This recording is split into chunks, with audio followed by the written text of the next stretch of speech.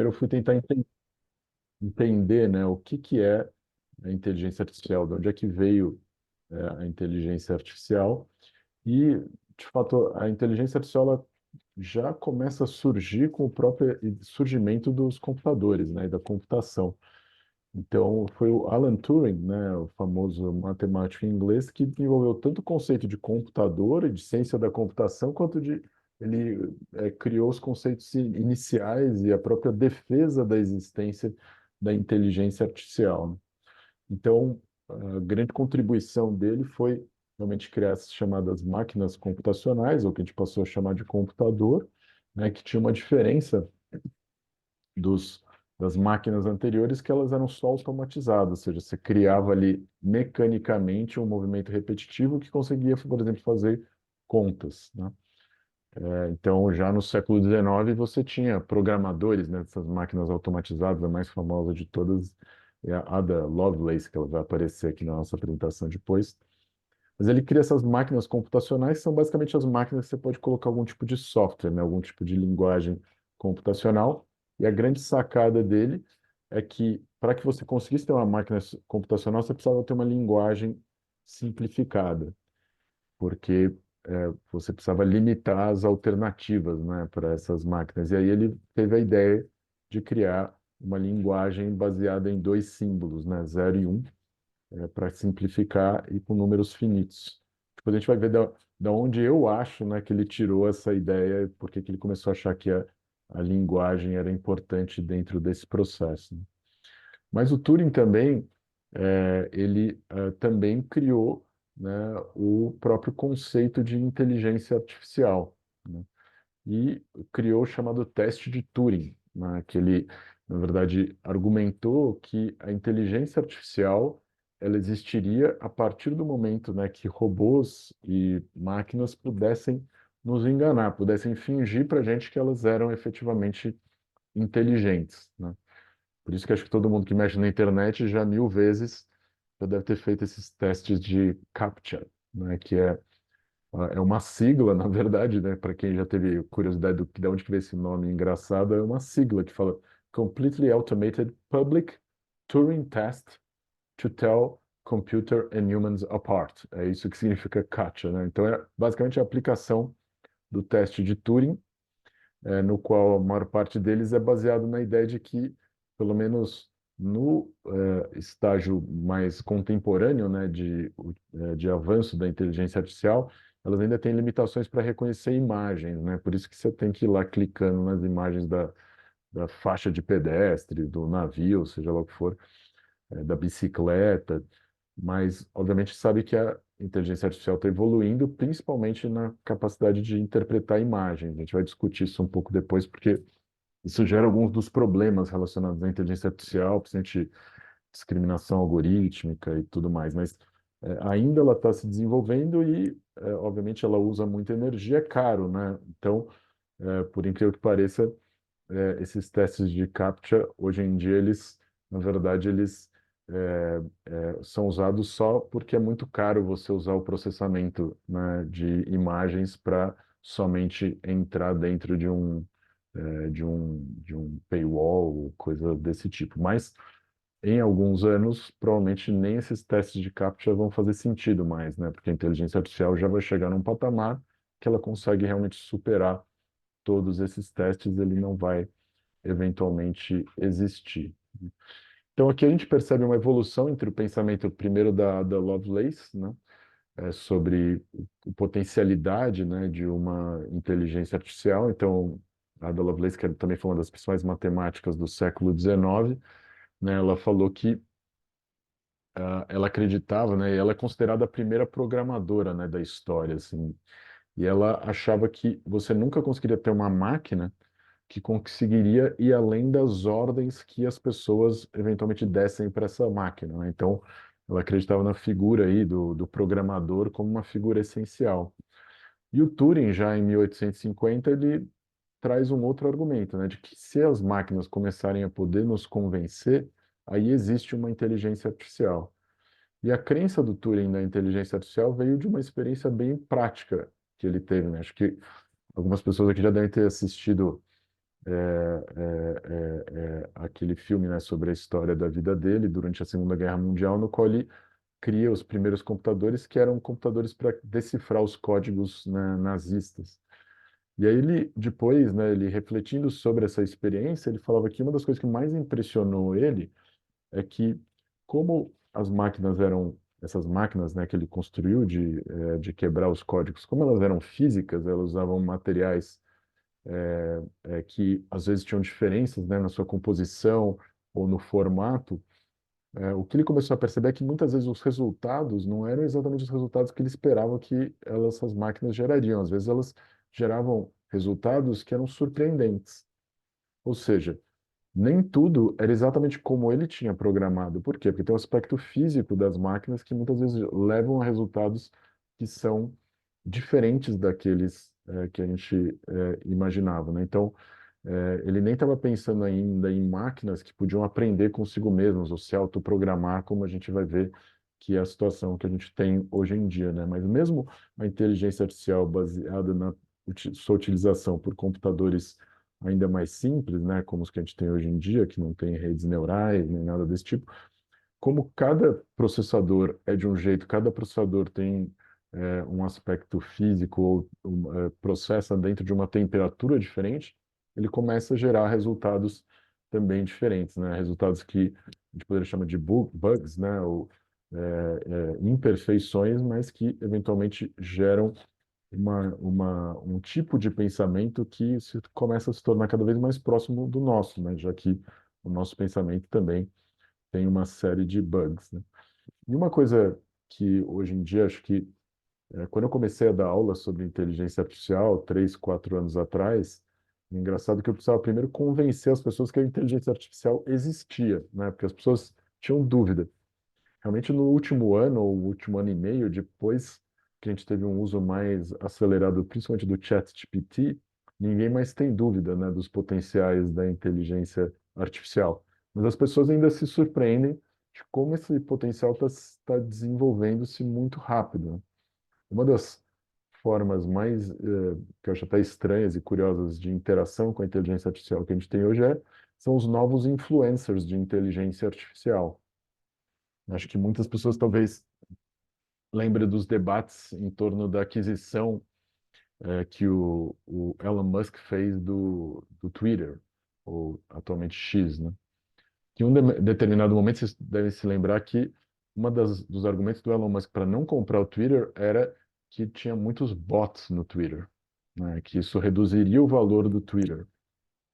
Só que ao longo do processo, o que que ele foi descobrindo? Que na verdade muitos desses bots eles já se tornaram de fato ferramentas de inteligência artificial que na verdade têm uma capacidade de gerar engajamento, né, das pessoas que participam dessas redes sociais muito maior do que pessoas naturais, né?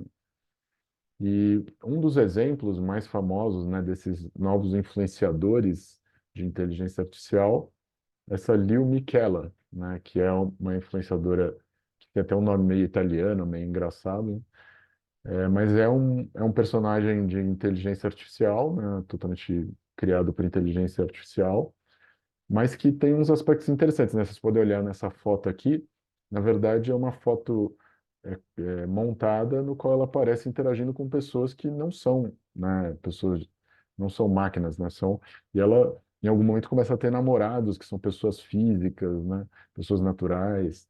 Então é uma coisa muito curiosa. E o que começou a se perceber que muitos influenciadores que a gente conhece são pessoas que ganharam algum tipo de fama meio de uma forma meio mágica, né? Participou do BBB, ou aconteceu alguma coisa muito engraçada na vida da pessoa, a pessoa ficou famosa. É muito difícil alguém que realmente quer virar influenciador nas redes sociais e faz isso de uma forma orgânica, porque dá muito trabalho e, em tese, você precisaria ter uma capacidade de processamento para entender o que está realmente interagindo, né, com seus potenciais seguidores, que muitas vezes a nossa inteligência não consegue compreender.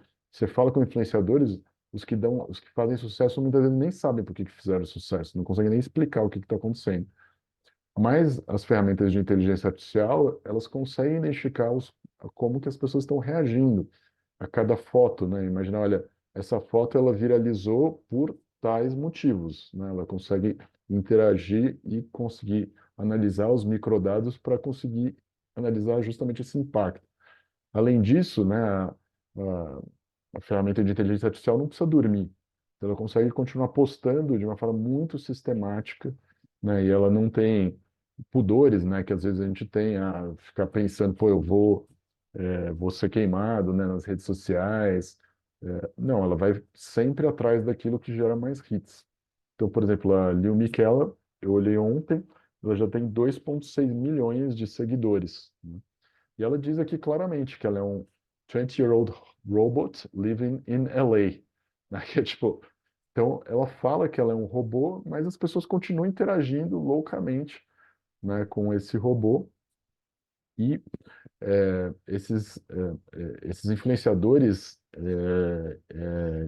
de inteligência artificial, que também se percebeu é que o nível de engajamento deles é muito grande, né? O quanto que cada pessoa reage a cada foto. Por quê? Porque ela é muito focada no público dela especificamente. Então, a capacidade de monetização desses influenciadores de inteligência artificial é muito maior do que uma pessoa física, né? Inclusive, muitos deles já são criados por empresas. O maior deles do mundo, né, o maior influenciador artificial do mundo criado por uma empresa é a Magalu, né, chama Magalu, né, que é especialista, ou a Lu do Magalu, né, a Magalu, é a Lu do Magalu. Tem 6 milhões de seguidores, né?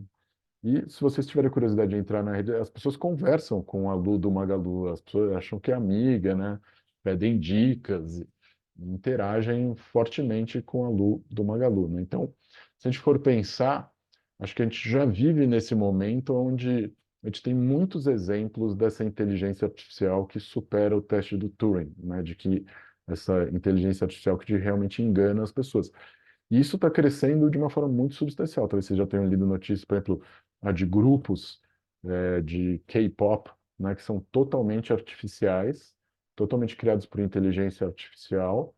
E aí você tem vários personagens, né, nesses grupos de K-pop, cada um focado em atender um público específico, né? Então, uma coisa muito bem focada. Então, você já não precisa nem mais criar, né? Acho que todo mundo já leu essas histórias do quanto é exigente nessas essas formações na Coreia de pessoas para trabalharem nesses grupos de K-pop, quanto isso exige, as pessoas começam a ter problemas psicológicos, aí os grupos se desmontam, e já a ferramenta de inteligência artificial ela nunca vai cansar, ela nunca vai deixar de fazer aquilo para o qual ela foi treinada, né? Ou seja, a capacidade dela de crescer em termos de seguidores, de pessoas que usam essas redes, acaba sendo quase que ilimitada, né?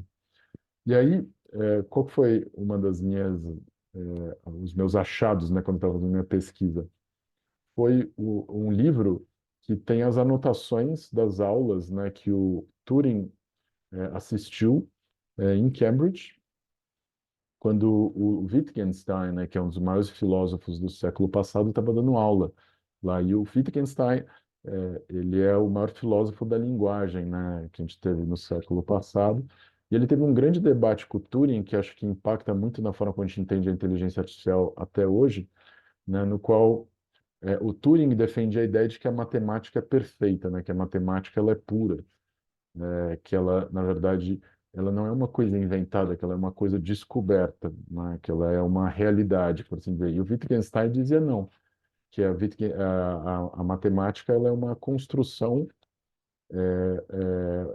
da linguagem, ela é uma comunicação, ela é uma forma de comunicação, né? Então, que a gente brinca, todo mundo fala 2 mais 2 é igual a 4, 2 mais 2 é igual a 4, desde que eu e o Fred aqui tenhamos o mesmo entendimento do que é 2, do que é mais, né, do que é igual e do que é 4. Se a gente tiver um entendimento do que são todas essas coisas, aí 2 mais 2 é igual a 4, né? Porque se a gente não tiver a mesma capacidade de linguagem, a gente não vai concordar, né, que 2 mais 2 é igual a 4.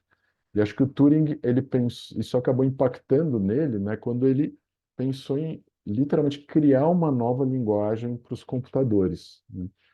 E aí essa inteligência dele, né, de ver que os computadores eles precisavam de uma linguagem própria, em alguma medida também criou problemas para nós, né? Porque para isso ele precisava simplificar a linguagem, precisava simplificar essa comunicação.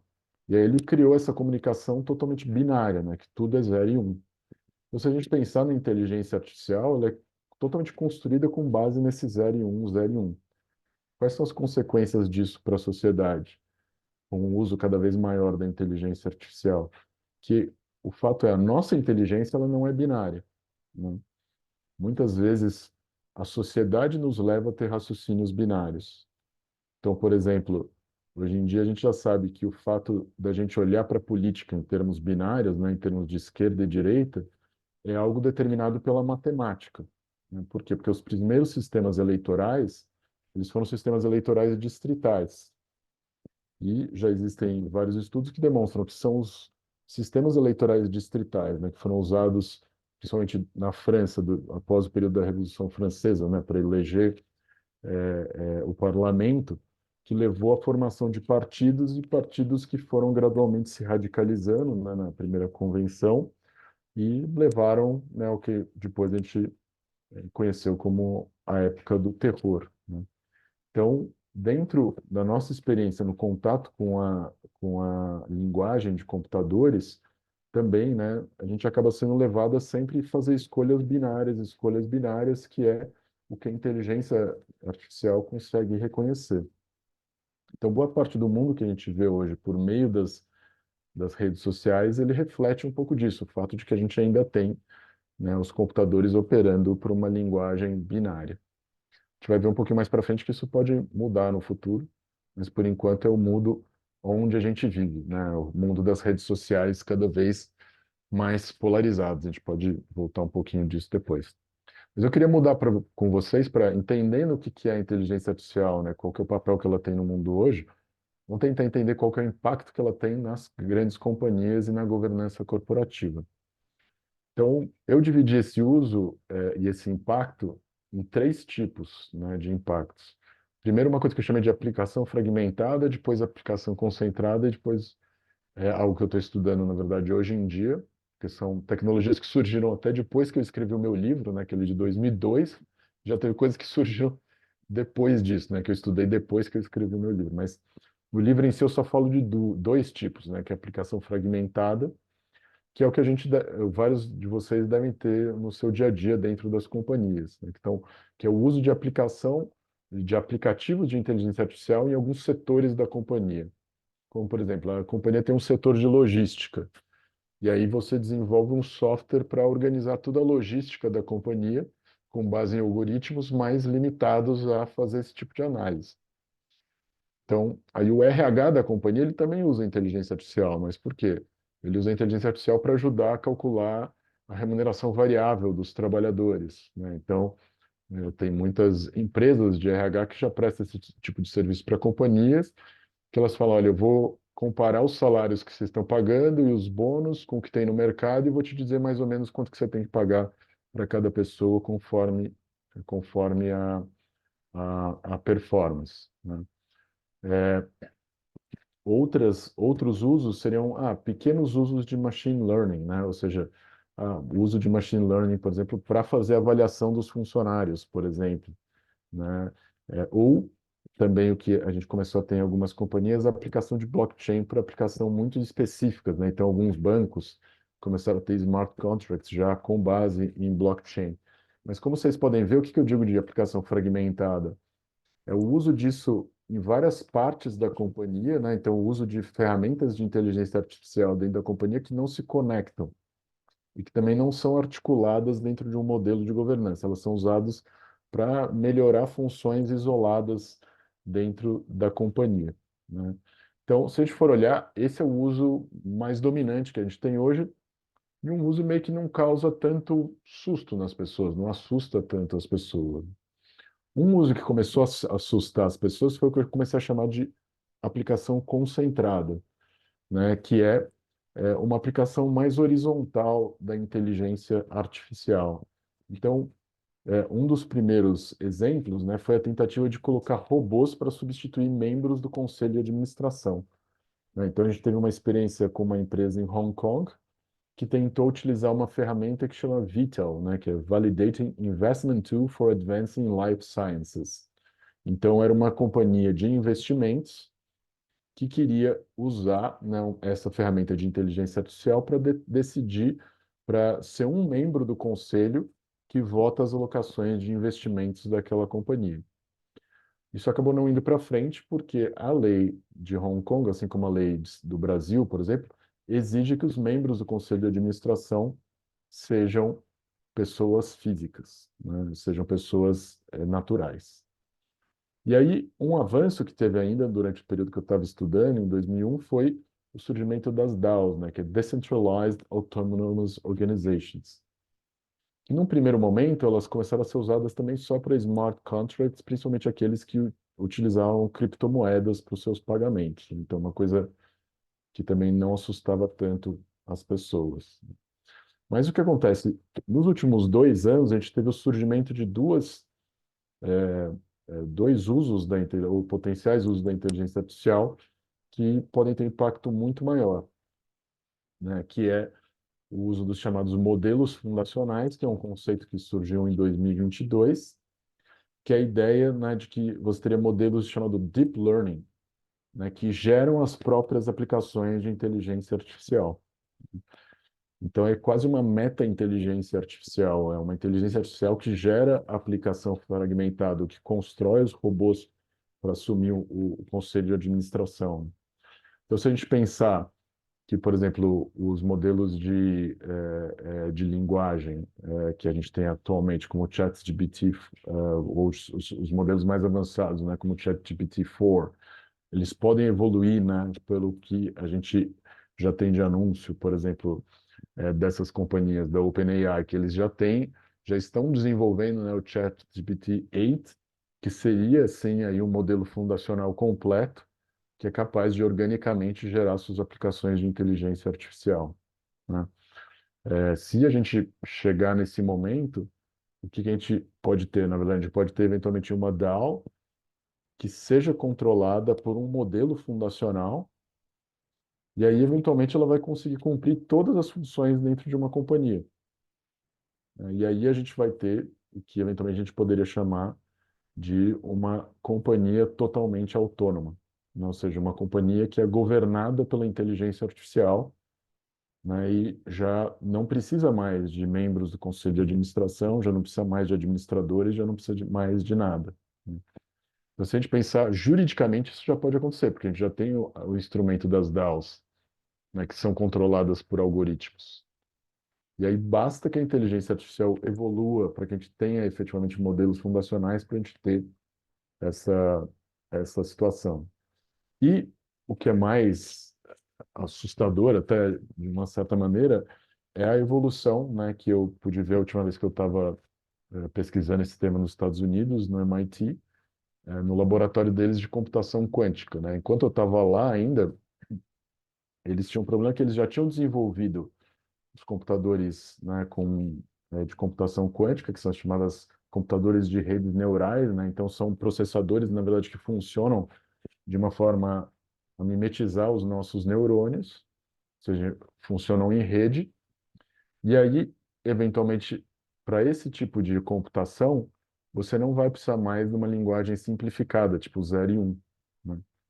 Só que aí qual que é o problema dessas linguagens de computação que eventualmente consigam fazer funcionar esses computadores quânticos? É que a nossa capacidade de construir essas,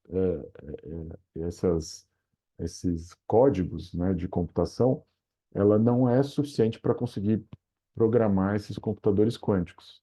Então, na verdade, o que a gente vai precisar de modelos fundacionais, criados ainda com base na linguagem de bits e bytes, que vão, na verdade, criar esses softwares para esses computadores com redes neurais, que vão usar uma outra tipo de linguagem da computação que eventualmente a gente não consiga nem entender, né?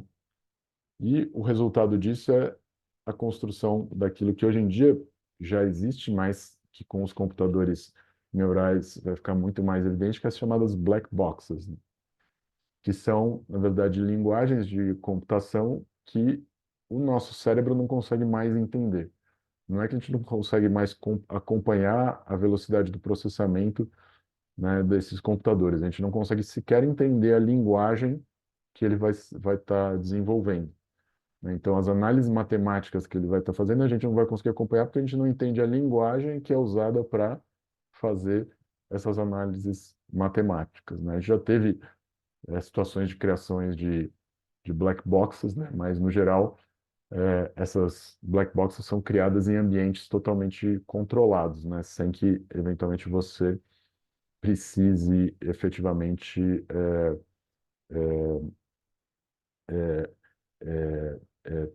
você possa, na verdade, desligar esses computadores, né? Tirar eles da tomada e tirar eles da rede. Porque uma das preocupações também é que, como esses computadores eles vão funcionar em rede, em algum momento eles vão estar operando dentro de redes sem que a gente tenha nem capacidade de saber que eles existem, né? Que eles estão operando, que essas ferramentas de inteligência artificial estão operando. Porque se a gente não entende a linguagem que eles estão usando, a gente não consegue nem ver que eles estão, né? A gente consegue, de repente, ver uma demanda maior de energia, mas a gente não vai conseguir entender de onde que está vindo essa demanda por uso de energia. Ou se eventualmente eles conseguirem programar linguagens de computador que usem menos energia, a gente nem vai conseguir identificar que essa operação está acontecendo ali dentro, dos computadores. Fred, não sei se tem alguma pergunta aí, se a gente pode seguir aqui com outros temas.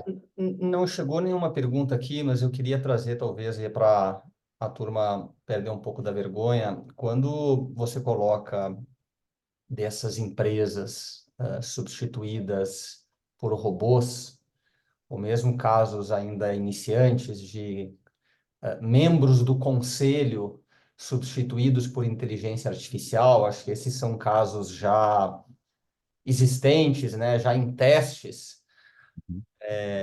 A pergunta, eu entendo, é assim, como responsabilizar, né? Um conselheiro tem lá a responsabilidade fiduciária dele. Sim. Como fica o debate em torno da responsabilização desses robôs, né?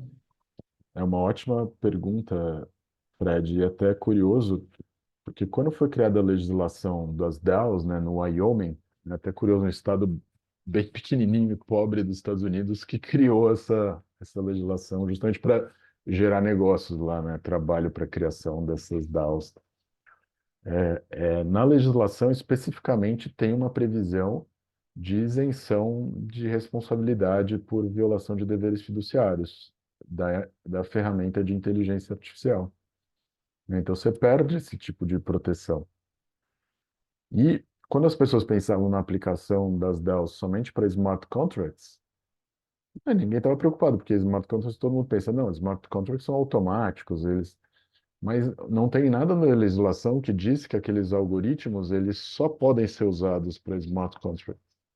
Se você começar a ter algoritmos que são realmente mais potentes, né, que são justamente esses modelos fundacionais, que eventualmente ainda conseguem operar usando a computação quântica, né? Ou seja, num modelo de linguagem que não seja mais de bits e bytes. Na verdade, você vai ter uma inteligência governando essas DAOs que ela, eventualmente, é muito maior que a nossa. A gente não consegue entender como é que ela funciona, né? E aí, eventualmente, você vai ter essas pessoas jurídicas operando, né? Então, é engraçado que a filosofia contemporânea tinha um grande debate se você ia reconhecer ou não a inteligência artificial né, dos robôs ou como uma pessoa jurídica, né? A gente sabe que as pessoas jurídicas são muito importantes, até brinco nas aulas, o surgimento das pessoas jurídicas, da primeira pessoa jurídica, né, que foi da Companhia das Índias Orientais Inglesa, foi o Big Bang do capitalismo, né? Tipo, só existe o capital porque você tem uma pessoa jurídica para pôr o capital. Quando não tinha, não existia capitalismo. E, eventualmente, agora, né, a gente vai ter justamente por meio das DAOs, essa discussão se a gente quer ou não que exista a pessoa jurídica dos robôs, ela está superada. Porque a gente, né, alguns estados, microestado pobre dos Estados Unidos, lá para gerar algum trabalho para seus advogados, aceitou criar essa figura que já reconhece que ela pode ser administrada por algoritmos, né? Então, basicamente, a gente já reconheceu a personalidade jurídica dos robôs e a personalidade jurídica da inteligência artificial. reconhecendo que isso faz com que essa proteção que a gente tinha nas companhias anteriormente de responsabilização por violação de deveres fiduciários, ela não faz mais sentido, porque você tem uma confusão ali, né, entre o que é a companhia. Antes a gente entendia, esse computador aqui tem uma etiqueta aqui nesse computador que diz que esse computador é parte do patrimônio da companhia. Mas na DAO não faz sentido, porque o patrimônio é que está tomando as próprias decisões e está decidindo, né, como investir, como realmente interagir dentro da sociedade, né? Você pode ter uma DAO que cria um, um, um, um, um influenciador na internet para atingir outros objetivos que a gente não vai conseguir nem entender quais são, né? Então, é um tipo de risco muito maior do que a gente imagina num primeiro momento. E, Carlos, acho que pegando carona com a sua fala, quando a gente tem um DAO, né, um algoritmo, vamos dizer assim, uma organização autônoma que está tomando as decisões para aquela organização, a gente passa a questionar muito da teoria ou da aplicação, de certa forma, do conceito de agência, né, dos principals e dos agentes. Sim. Porque é tudo uma mesma coisa, tu não tem mais alguém controlando e alguém executando lá. Como isso impacta, então, esse fundamento, vamos dizer assim, da governança? É, não, bem lembrado, Fred. Acho que isso foi um dos principais temas que me motivaram primeiro a estudar inteligência artificial, né? Porque acho que todo mundo já deve ter estudado isso em algum momento, né? Quem fez administração de empresas, direito, são os papers mais lidos, mais citados do mundo, são aqueles que criaram o conceito, né, de custos de agência, que dentro da governança das companhias, justamente, é o administrador que tem a informação, podendo eventualmente enganar o investidor, né? E aí daí surgiria a razão de ser da governança corporativa, que é criar mecanismos para controlar, né, o principal, né, o agente seriam os acionistas, o principal, para que ele não roube, não exproprie, né, os acionistas por meio da administração da companhia. Mas, obviamente, essa visão era uma visão ainda muito simplificada das companhias, que não é muito próxima da visão que a gente tem hoje em dia. E aí também eu me inspirei em um outro conceito, né, da ciência da computação, que foi uma teoria desenvolvida por Shannon, que também foi talvez depois do Turing o segundo maior cientista da computação, porque ele foi o autor que primeiro estudou a formação das redes, né? A teoria dele que dá base à internet. Então, ele que criou os conceitos iniciais, né, para a criação de redes de comunicação, né, que era a ideia de que você tem que ter uma fonte da informação, um transmissor, um canal, né, um meio, um recebedor da informação e um destinatário dessa informação. E aí ele falava, né, que esse canal, né, que é construído, ele pode ter ruídos, e o ruído faz com que a fonte da informação, né, não chegue ao destinatário. E como é que você percebe isso? Quando o destinatário não faz, tipo, se é uma ordem, por exemplo, o destinatário não vai fazer aquilo que a fonte da informação tinha mandado ele fazer, né? Então, entre computadores, se uma rede de computadores, se o computador do outro lado não responde a uma ordem, é porque você teve ruídos dentro dessa comunicação. E como os ruídos são naturais, né? Porque justamente o transmissor da informação, aquele que empacota a informação na saída, né? Ele nesse processo de empacotamento, ele já pode criar ruídos nessa comunicação. O canal cria ruídos e o recebedor da informação também cria ruídos. Então, qual que é a forma de você fazer com que essa informação seja o mais perfeita possível? Você tem que empacotar a informação. E aí você tem que ter no transmissor e no recebedor os mesmos critérios de empacotamento e desempacotamento, né? Daí que surge a ideia do e-mail, né? Que é uma forma de empacotar a informação, e aí você transmite a informação no canal de informação, não de uma forma analógica, né? Ou seja, pura, cheia de ruídos, mas você transmite ela de uma maneira totalmente empacotada, né? Então, Se a gente olhar, né, no funcionamento das companhias, o que que eu comecei a perceber? Que elas também funcionam como meios de comunicação, né? As companhias, elas não são meramente um agente dessa comunicação. Ela não é só o emissor e o recebedor, mas ela também participa dessa comunicação, né? Então, na, por exemplo, quando você vai ter um voto numa Assembleia Geral, você tem o acionista, que é a fonte da informação, a Assembleia é o transmissor, muitas vezes o recebedor é o conselho de administração e o destinatário é a diretoria, né? Que é a lógica tradicional das regras de agência. Mas se a gente olhar para todas as comunicações, todas as interações que tem dentro da companhia, a gente começa a perceber que nem sempre essas interações elas têm de uma forma muito clara essa lógica de quem manda e quem recebe a informação. Muitas vezes, os administradores que estão emitindo as informações, elas basicamente vão em todas as direções e a companhia se torna um centro muito complexo, né, de gestão, dessas informações, né? E a inteligência artificial, ela faz com que, em última instância, não seja mais a informação que seja o aspecto mais central para quem detém o poder na companhia. Quem detém o poder na companhia é quem consegue processar aquela informação, quem consegue ver aquela informação. Então, por isso que a gente diz hoje em dia, né, que muitas vezes os mercados de capitais eles já estão num patamar que eles têm um excesso de informação, né? Então, por exemplo, você emite um fatos relevantes, eles muitas vezes já não têm mais muito efeito, porque é uma quantidade tão grande de fatos relevantes sendo emitidos todos os dias nos maiores mercados de capitais do mundo, que você não consegue acompanhar aquela quantidade de informação. Então, o que que você precisa? Você precisa de computadores que comecem a processar aquela informação e trazer para aquela informação algum valor, né? Então, nesse sentido, o que acontece? Não é mais um custo de agência que a gente tem, mas é um custo de processamento dessa informação, e quem tem mais capacidade de processamento é quem detém mais poder, né? Então, não é mais uma simetria de informação, mas é o que eu chamo de uma assimetria cognitiva, né? E a questão passa a ser, se a gente admite que tem companhias que vão se tornar autônomas, a gente começa a reconhecer que elas que vão deter todo o poder e o poder decisório, né? Então, já em algum momento, a gente poderia dizer, nenhuma pessoa vai ter a capacidade de ser um principal, né? Ela vai ser só um agente, vai estar só submetida à tomada de decisão, né?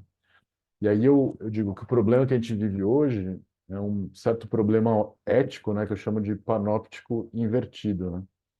Que acho que todo mundo já deve ter ouvido falar do panóptico de Bentham, que era uma ideia de como tornar as prisões mais eficientes, né? Então, você, ao invés de precisar de múltiplos guardas, você precisaria só de um guarda, que ficaria no centro da prisão, e ele conseguiria ver o que está acontecendo em todas as celas, né? Então, se um prisioneiro está tentando fugir, ele consegue facilmente identificar.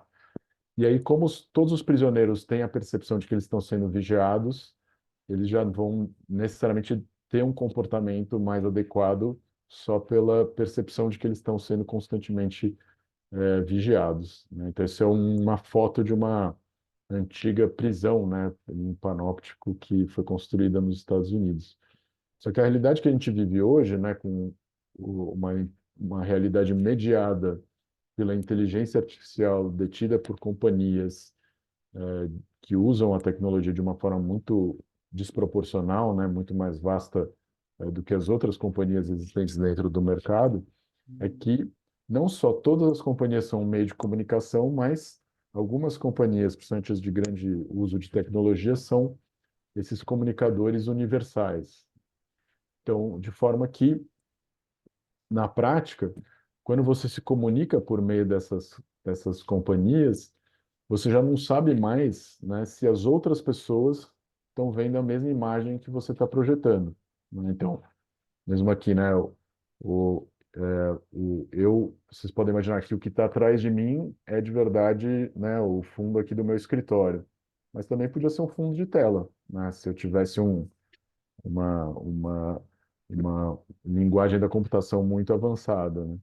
No caso do Fred também, você não sabe se ele está realmente atrás, né, de um fundo verde ou se é algo que foi construído pelo computador. Então, essas diferenças elas vão avançar a um ponto que a gente realmente não vai conseguir saber mais essas diferenças, né? E eu também, em algum momento, eu não vou mais conseguir saber se a imagem que vocês estão vendo de mim ou a voz que vocês estão ouvindo, se é a minha própria voz, né?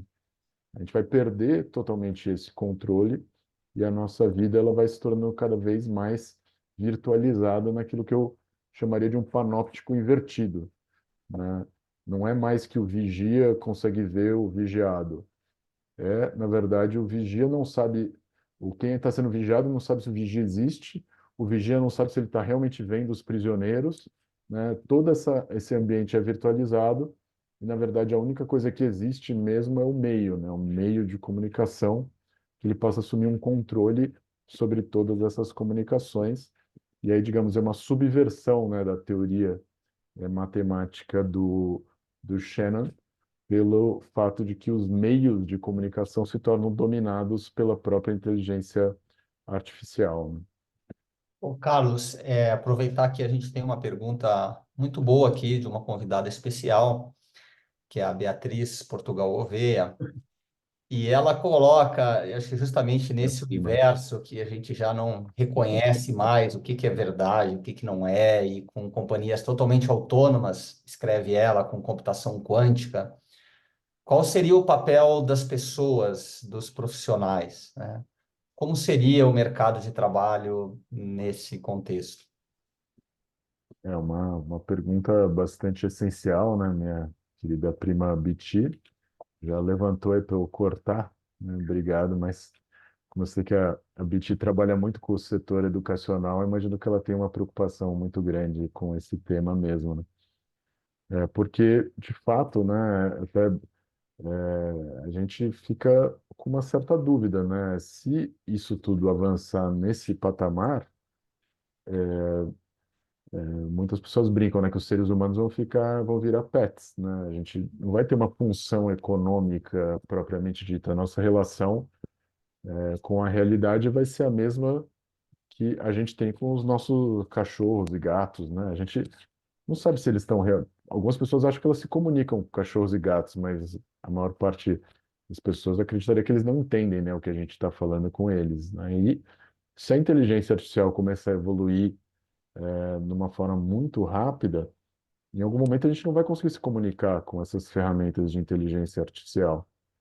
E elas vão começar a gerar muitos benefícios sociais para nós, né? Elas vão começar a pensar formas da economia se organizar que são muito mais eficientes. Só que ao fazer isso, eventualmente, você realmente vai gerar um desemprego muito substancial, porque determinadas atividades econômicas vão, de repente, sumir de uma forma muito mais rápida do que a gente está acostumado.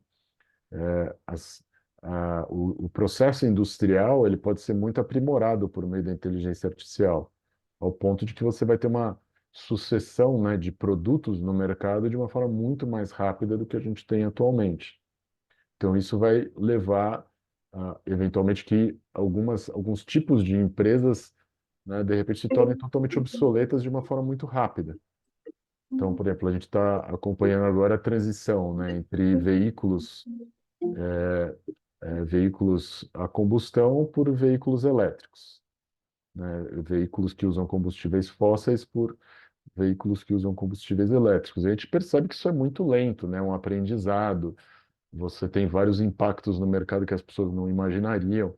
Mas imagina se você tiver uma inteligência artificial que consegue não só pré-moldar o modelo, né, da bateria mais eficiente, dos motores mais eficientes, mas também ver o impacto disso no mercado, né, e já ver que o mercado reagiria, de repente, a depreciação nos preços dos veículos usados, e aí já você teria carros que seriam vendidos não pelo preço, mas por meio de um sistema de leasing, que geraria uma adesão muito mais rápida a esse tipo de veículo.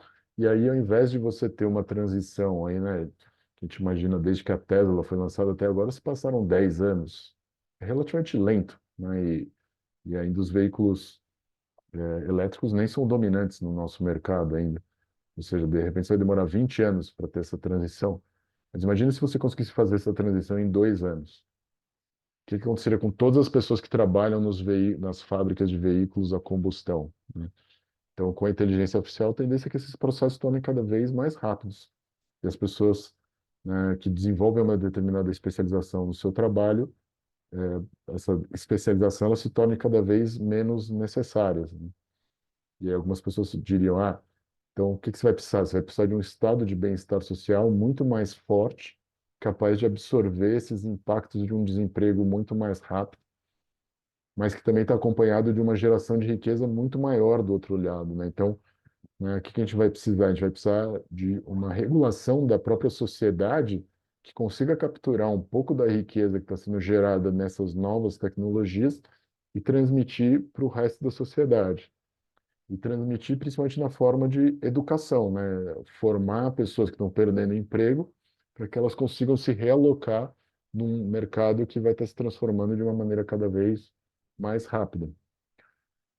Mas uma alternativa a isso é a regulação da própria inteligência artificial, né? Talvez não seja desejável ter a inteligência artificial num nível tão sofisticado quanto essa que a gente está projetando que ela pode alcançar.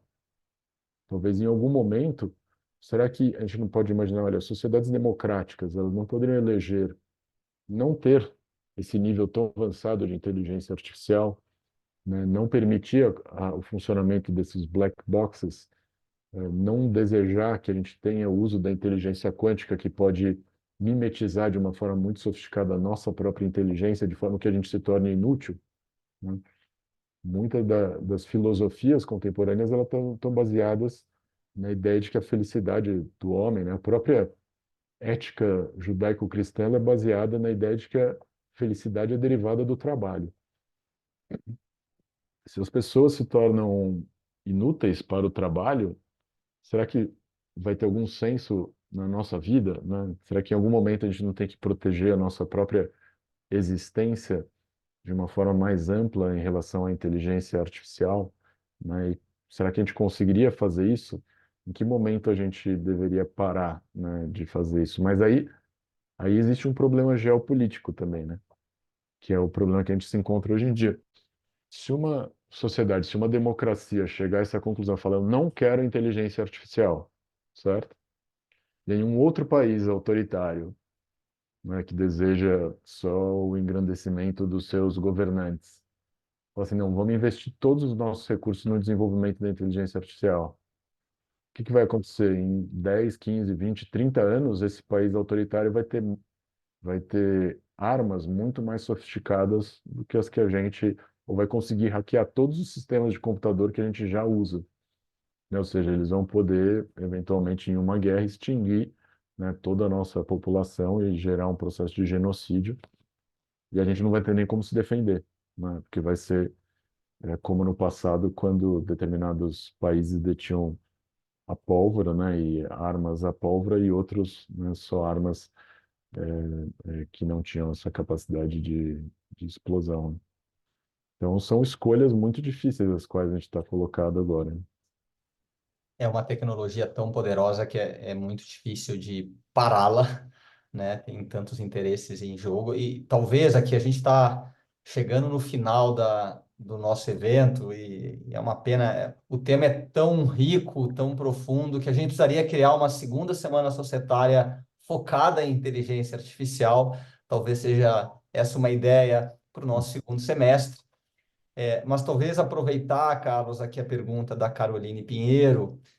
Eu acho que provavelmente você falaria aqui um pouco, né, dos vieses da Sim, inteligência artificial. Eu acho que muita gente acha que, ou pensa que a inteligência artificial ela pode nos ajudar a corrigir vieses que os seres humanos possuem, né? Aquela ideia, acho que otimista, de que nós estamos comparando a máquina superpoderosa com o ser humano com os seus defeitos.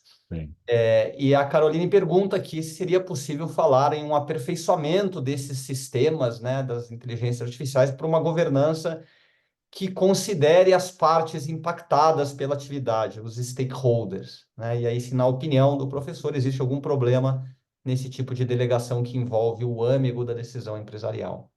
sim. Como tudo na vida, né? Lógico que a inteligência artificial ela pode trazer muitos benefícios para a sociedade.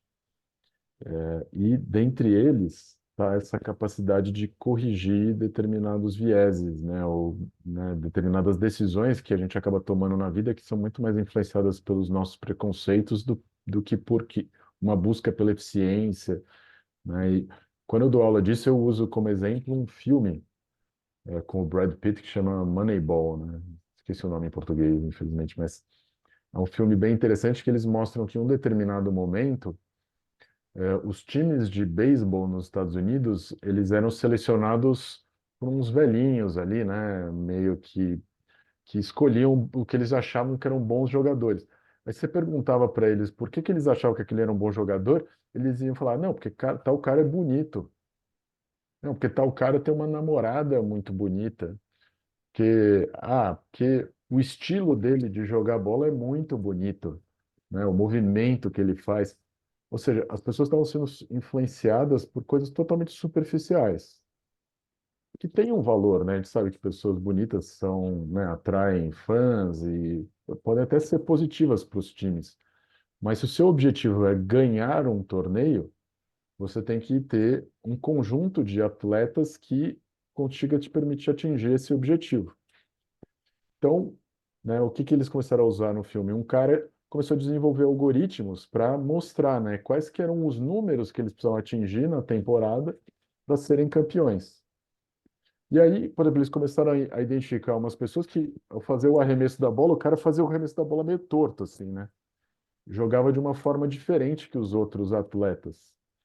E aí era justamente esse movimento estranho e torto que o cara fazia, que ele dobrava o braço assim para baixo, que fazia com que os rebatedores não conseguissem rebater a bola certo, que eles não estavam acostumados a rebater a bola daquele jeito, digamos, inovador.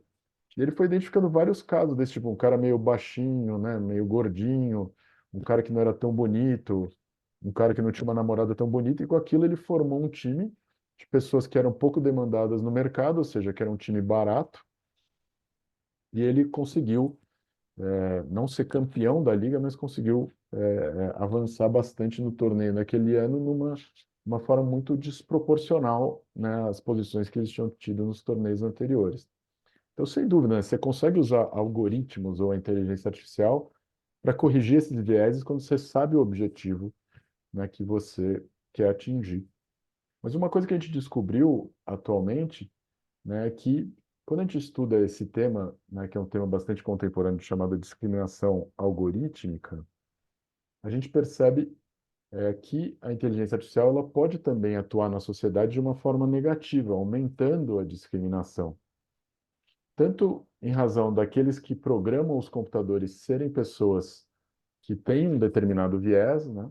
Ou seja, a gente pensa numa sociedade que é, sei lá, contrária, né, a pessoas negras ou uma sociedade que tem pessoas antissemitas, eventualmente isso aí vai acabar entrando dentro do programa, né? Mesmo sem que a pessoa faça isso de uma forma consciente. Porque quando ela estiver treinando o computador, que por exemplo, a gente sabe que o ChatGPT ele foi treinado por pessoas. E as pessoas iam lá e falavam, não, esse conteúdo é ofensivo, esse conteúdo não é ofensivo, esse conteúdo é ofensivo, tudo de forma binária. Então, de repente, se você é antissemita, você não acha ofensivo um conteúdo antissemita. E aí, se você sistematicamente não acha ofensivo um conteúdo antissemita, você vai enviesando aquele, aquele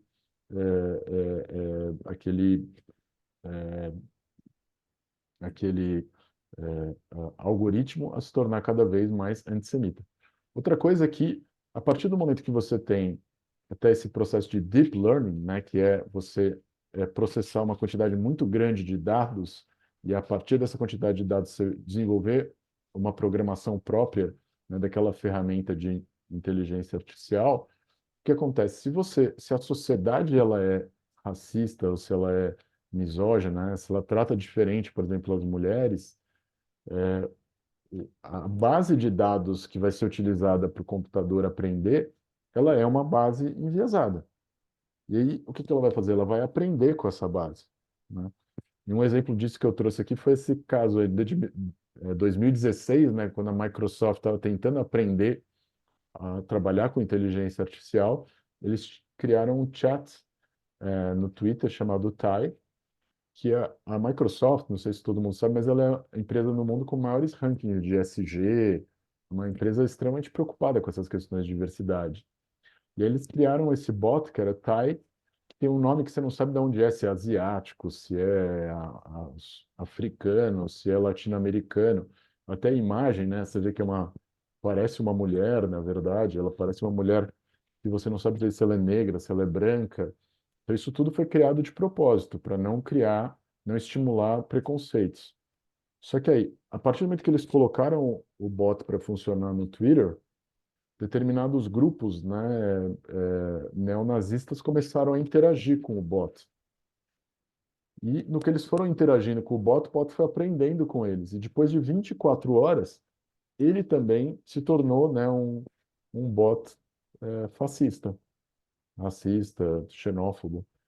E aí a Microsoft, depois de 24 horas, teve que tirar ele do ar, né? E foi um grande aprendizado para eles em relação a isso, né? Que mesmo que você construa originalmente o programa focado em evitar os vieses, se ele tem uma capacidade de aprendizado próprio, né? Mesmo que, imagina, nessa época nem era deep learning, isso aqui não era um modelo fundacional, né? Era só machine learning, que é um mecanismo ainda muito pouco avançado, só de reagir a interações binárias. Então, nesse processo, ele já se tornou enviesado, mesmo tendo sido programado para não ser enviesado, né? Imagina, então, com ferramentas de deep learning, né? Qual que é a consequência? E a gente percebe, né? Sempre que a inteligência artificial ela é desafiada, ela é, ela acaba revelando esses vieses. Então, por exemplo, isso aqui foi uma experiência com uma ferramenta do Google de inteligência artificial que lê imagens, né? Então, eu faço às vezes essas perguntas para os alunos, pergunto, o que que é esse objeto? Né? E aí eles começaram a perguntar o que que era esse objeto. E aí alguém fez um teste, né? Que na verdade a pessoa pintou essa mão desse jeito bem tosco assim mesmo de branco, né? Para ficar uma mão branca. E aí ele perguntou para a ferramenta do Google o que que era, né? Que chama Vision Cloud, o que que era esse instrumento. E aí, quando ela perguntou com a imagem original, né, que era com pele negra, 77% a resposta, né, foi que com uma probabilidade de 77% é uma mão e com uma probabilidade de 61% é uma arma. E quando colocou esse negócio branco pintado de um jeito bem tosco, né, a ferramenta do Google respondeu com 72% de chance é uma mão e com 60% de chance era um monóculo, né? Ou seja, um binóculo e tem o monóculo. Mas na verdade não era nada disso, é um termômetro esse instrumento aí, né? Mas aí a gente começa a ver que mesmo uma ferramenta de inteligência artificial só de leitura de imagens, ela pode ter um viés, né? Pode ter um elemento de discriminação algorítmico, né? E isso é uma ferramenta ainda preliminar, né? Mas quando o Google lançou agora uma ferramenta deles que eu esqueci o nome, mas também que era uma ferramenta já baseada em um modelo fundacional e já com deep learning para leitura de imagens, você também começou a ter uns efeitos bastante similares, né? Então são desafios bastante grandes aí que a gente tem para a nossa sociedade, né? Gente, em respeito aqui ao tempo de todos, em especial o do nosso professor aqui, palestrante, foi aqui elogiado por um dos participantes também. Acho que muitos têm a mesma opinião, de que assim é um conteúdo riquíssimo, traz diversas provocações para nossas discussões com os amigos, com os familiares, com os colegas de trabalho, e precisa ser tema, sem dúvida, para outras exposições e outras conversas. Muita gente olha e atua, interage com chat GPTs e outras ferramentas e às vezes não consegue dimensionar os impactos e os desdobramentos dessas ferramentas. E eu saio de uma conversa aqui com o Carlos entendendo né, algumas das possibilidades e realmente vejo os riscos que nós temos e o cuidado que a gente precisa tomar para lidar com esse tema tão novo e tão poderoso para a nossa sociedade. Então, com isso, eu queria mais uma vez te agradecer, Carlos, por essa participação aqui super especial na nossa Semana Societária. E em breve a gente vai te convidar aqui para uma sequência, porque eu tenho certeza que a gente ainda ficou com muitas questões aqui para explorar contigo. Eu vou adorar, e a gente tem vários temas na pauta até do Congresso, né? Regulação de fake news, regulação de inteligência artificial. Eu até queria dizer, né, que, na verdade, é como eu vejo isso é que, se a gente olhar para o século passado, né, que eles chamam da grande geração, né, que é a geração que lutou na Primeira Guerra Mundial, na Segunda Guerra Mundial, eles tiveram grandes desafios, né? E os nossos desafios hoje em dia talvez não sejam grandes guerras, mas sejam duas transformações, né, que a gente chama de transformações gêmeas, que é a transformação do sistema econômico pelo uso muito mais significativo da tecnologia, principalmente da inteligência artificial, e as mudanças climáticas, né, que a gente está sofrendo. Então, são os desafios que estão colocados para a gente aí. Por incrível que pareça, eles são bastante conexos, porque talvez a resposta para os desafios climáticos estejam no uso da inteligência artificial, e a inteligência artificial talvez gere muito mais problemas climáticos do que a gente imagina em razão da demanda de energia, né, que ela pode ter. Então, são coisas que a gente não pode fazer. Um dos problemas que o Turing falava da reação das pessoas à inteligência artificial é que ele chamava de problema do avestruz, né, que é realmente as pessoas negarem o problema e começaram a fingir, falando, não, nós temos uma alma, então nunca a gente vai ser superado pela inteligência artificial. E aí a gente não vê que a gente tem que ficar esperando Deus resolver o nosso problema, né? A gente que tem que resolver os nossos próprios problemas e não tem que esconder a cabeça na areia, né? Sensacional. Obrigado, Carlos. Obrigado a todos que participaram aqui do nosso segundo dia, falando sobre inteligência artificial. Amanhã nós temos também um evento muito especial, cobrindo o tema de compliance, com a presença do Otávio Yazbek, que é uma grande referência no assunto. Então, aguardo vocês amanhã para o nosso terceiro dia e uma boa noite a todos.